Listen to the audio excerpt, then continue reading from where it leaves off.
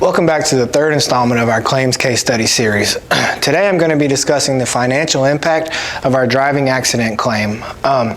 We want to kind of break down some of the different costs that are associated with this claim so you can kind of see what goes into paying for a claim of this size.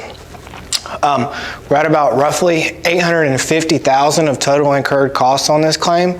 We have about $400,000 in indemnity or lost time.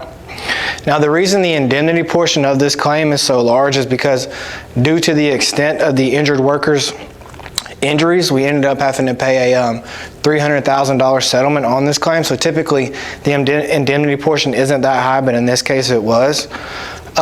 We have another $330,000 in medical expenses, and lastly we still have another $106,000 left in reserves, is what we think we will still end up paying on this claim. The medical costs on this claim are kind of expensive as well.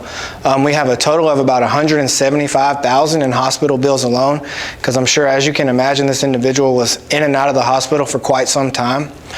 We have another $15,000 spent on emergency services, because on this accident, this injured worker was actually life flighted from the site of the scene to a hospital. And lastly, we still have another $40,000 in other medical, and that's going to be like your random doctor's visits, your physical therapy, your medication, all your different various medical expenses.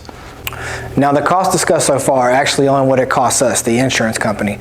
This doesn't take into account the cost that it actually costs the company.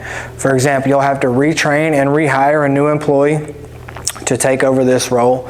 You'll have lost production. I'm sure this company was probably shut down for a day or two due to the extent of this accident. You're going to have, again, you'll probably have overall decreased employee morale due, again, to the extent of the injuries that were sustained in this accident, and that therefore is going to decrease more production. So as you can see, there is a lot more that goes into the cost of a claim other than just what's on the surface.